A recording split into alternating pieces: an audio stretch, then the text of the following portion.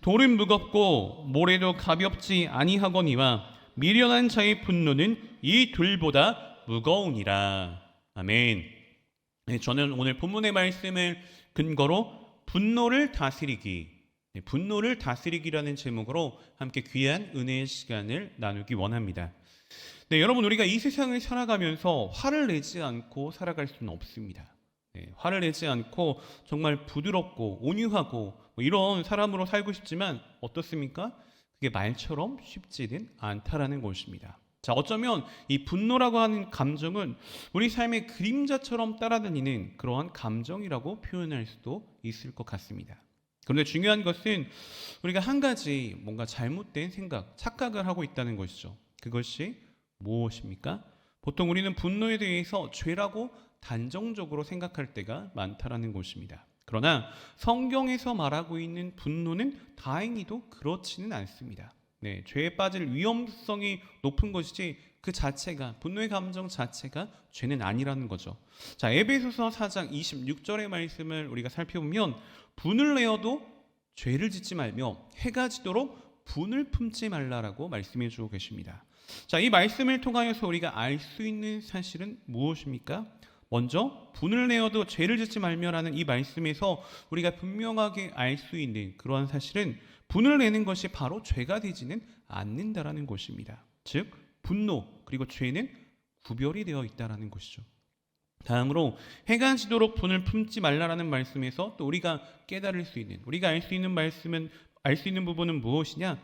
분노가 계속해서 방치되었을 때, 분노의 감정이 계속 진행되었을 때는 그것이 죄가 될 수 있다라는 것입니다. 따라서 우리가 분노에 대해서 내릴 수 있는 결론은 무엇이냐? 분노의 감정 그 자체가 죄가 되는 것은 아니고 분노를 바르게 처리하지 못하는 그러한 사후 방법, 그러한 분노를 잘 처리하지 못하는 미련한 자가 되었을 때 죄에 빠질 수가 있다라는 것을 우리에게 알려주고 계신다라는 것입니다. 자, 그럼 지금부터는 성경 속에 나오는 굵직굵직한 그런 인물들 가운데 분을 제대로 다스리지 못한 이 미련함을 통하여서 죄악에 잠기게 된 안타까운 인물들을 우리가 한 번씩 살펴보도록 하겠습니다. 자, 먼저 가인에 대해서 살펴볼 텐데 창세기 우리 4장 6절부터 8절의 말씀을 합독하겠습니다. 시작. 야훼께서 가인에게 이르시되 내가 분하여 함은 어찌 됨이며 안색이 변함은 어찌 됨이냐? 내가 선을 행하면 어찌 낯을 들지 못하겠느냐? 선을 행하지 아니하면 죄가 문에 엎드려 있느니라. 죄가 너를 원하나 너는 죄를 다스릴지니라. 가인이 그의 아우 아벨에게 말하고 그들이 들에 있을 때에 가인이 그의 아우 아벨을 쳐 죽이니라. 자, 여러분, 가인은 동생 아벨과 함께 하나님께 제사를 드렸습니다. 그런데 하나님께서는 이 아벨의 제사만 기뻐 흠양하시고 아벨의 제사만 받으시고 가인의 제사는 받지 않으셨다라는 것입니다. 그러니 어떻게 됩니까? 가인은 화가 나게 되죠. 분노의 감정에 지배당하게 되었다라는 것입니다. 자, 그러자 하나님께서는 바로 가인에게 왜 화를 내는지 그 화를 내는 이유에 대해서 물어보십니다. 자, 하지만 그 결과는 어떻게 나타납니까? 그 결과는 어떻죠? 가인은 화가 나는 이 분노의 감정을 제대로 다스리지 못하고 제대로 제어하지 못하고 자신의 동생 아벨을 쳐 죽이는 그러한 끔찍한 죄악에 빠지는 걸 우리가 확인해 볼 수 있습니다. 자, 사실 하나님께서 이렇게 가인에게 분을 내는 이유를 물어보셨던 이유는 분을 내고 있는 가인이 죄를 짓지 않도록, 죄악에 빠지지 않도록 배려하셨다라는 것입니다. 그런데 이러한 하나님의 배려에도 불구하고, 그럼에도 불구하고 가인은 자신의 동생을 쳐 죽이는 그러한 미련한 자가 되어버리고 말았다라는 것입니다. 그래서 하나님께로부터 저주를 받아서 떠돌이 인생을 사는 그러한 안타까운 인물이 되어버리고 만 것입니다. 또 우리 두 번째로 살펴볼 수 있는 인물은 누가 있을까요? 사울에 대해서 우리가 살펴볼 수 있습니다.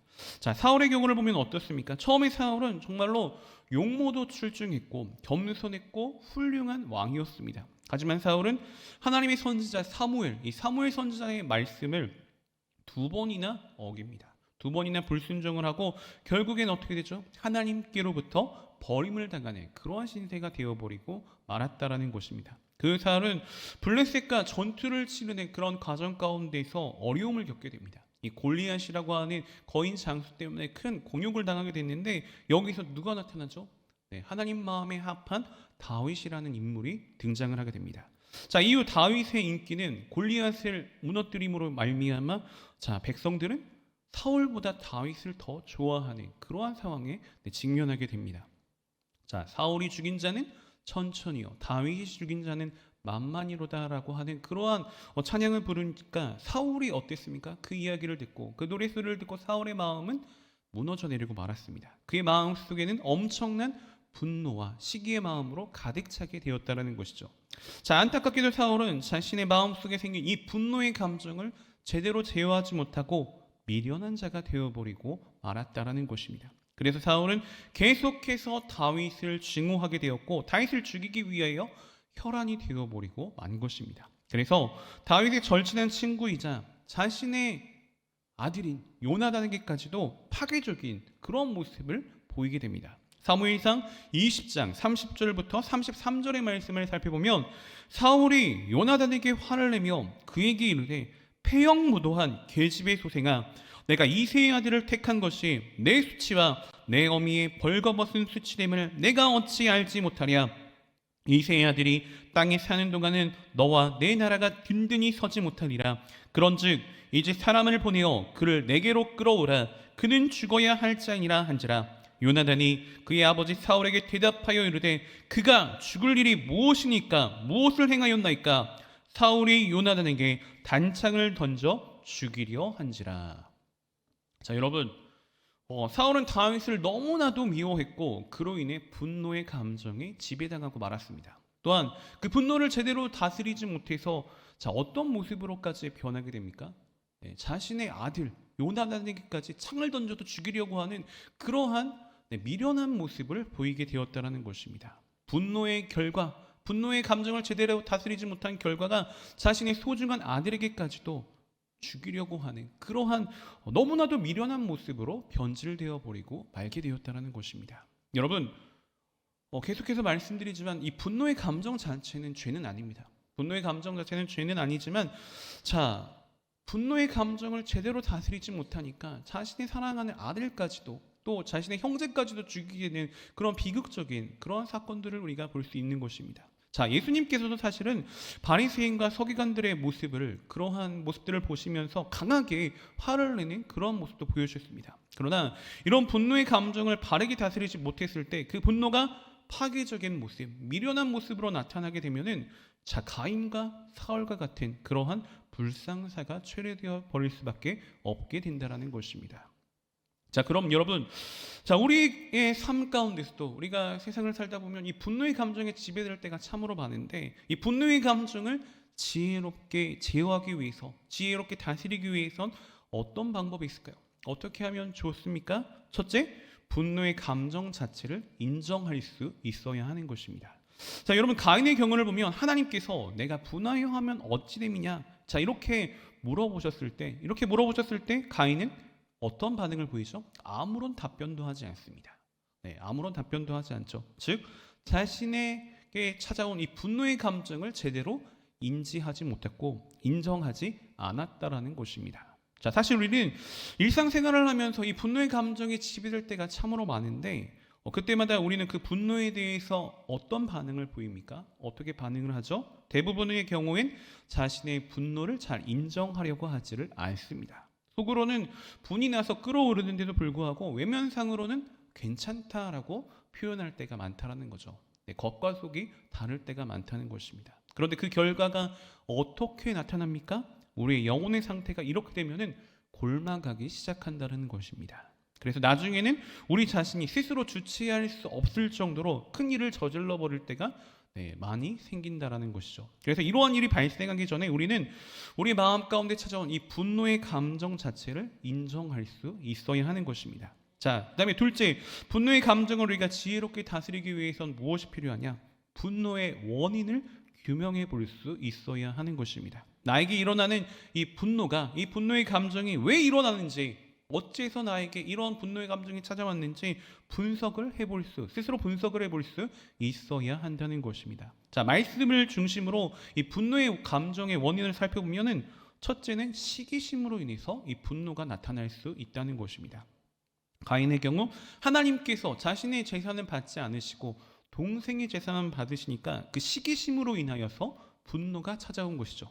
탕자의 비유에서도 보면 어떻습니까? 탕자의 형의 경우도 그러한 시기의 마음으로 인하여서 분노에 빠지는 걸 볼 수 있습니다. 누가복음 15장 25절에서 28절의 말씀을 함께 살펴보면 마다들은 밭에 있다가 돌아와 집에 가까이 왔을 때 풍악과 춤추는 소리를 듣고 한 종을 불러 이 무슨 일인가 물은데 대답하되 당신의 동생이 돌아왔음에 당신의 아버지가 건강한 그를 맞아들이게 됨으로 인하여 살찐 송아지를 잡았나이다 하니 그가 노하여 들어가고자 하지 아니하거늘이라고 말씀해 주고 계십니다.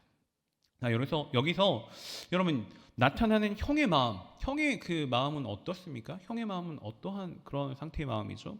가산을 탕진하고 돌아온 불쌍한 동생인데 잔치를 하는 그런 모습을 보니까 어땠죠?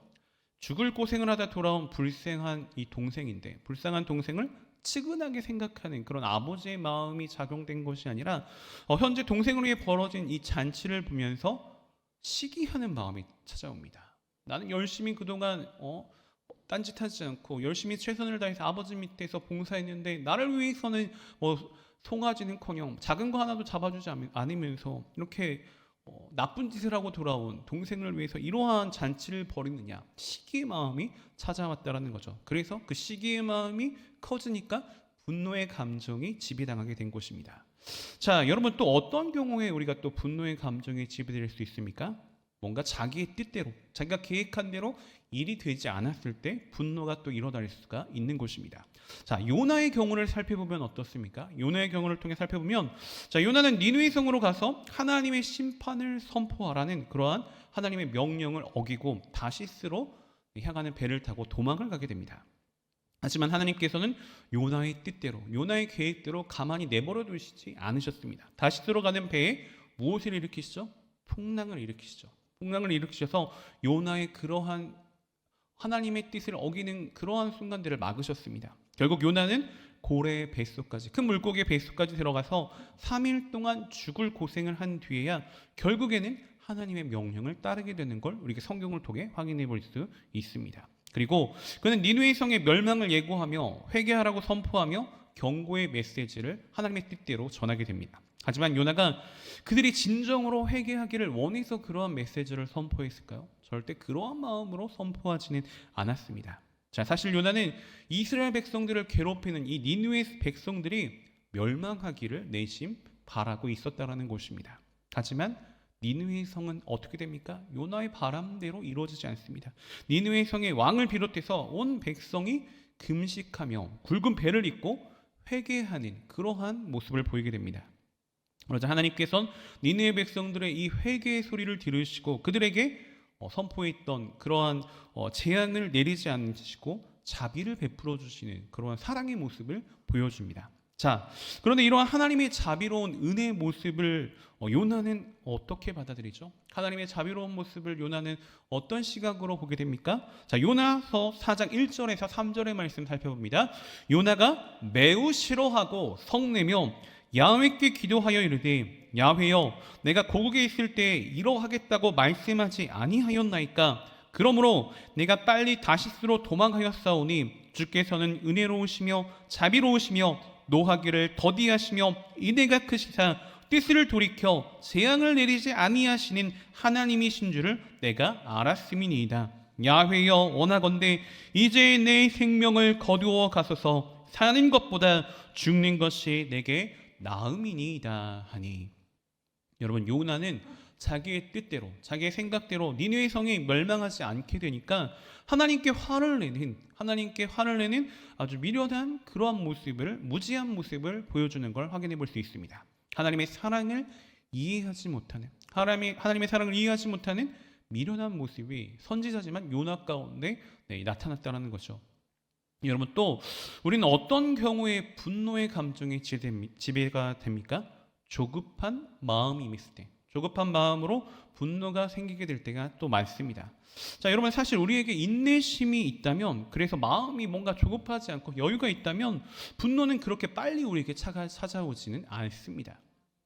믿음의 조상 아브라함은 25년이라는 시간을 우여곡절이 있긴 했지만 어쨌든 그 시간을 오래 참고 하나님의 때를 기다렸기 때문에 이삭이라는 축복의 자녀를 얻을 수가 있었습니다. 이스라엘 백성도 이 광야라는 훈련의 40년 기간을 견뎌낸 후에야 가나안 땅으로 들어갈 수 있었다라는 것입니다. 광야의 기간을 제대로 인내하지 못하고 원망하고 불평했던 그런 백성들은 모두 다 광야에서 인생을 마감할 수밖에 없게 되었다는 것이죠. 여러분, 우리의 마음의 조급함이, 우리 마음속에 나타나는 조급함이 이 원망을 또 분노를 일으킨다라는 것을 우리가 알아야 하는 것입니다. 우리의 인내하지 못함이 화를 일으킨다라는 사실을 우리가 인식할 수 있어야 한다는 것이죠.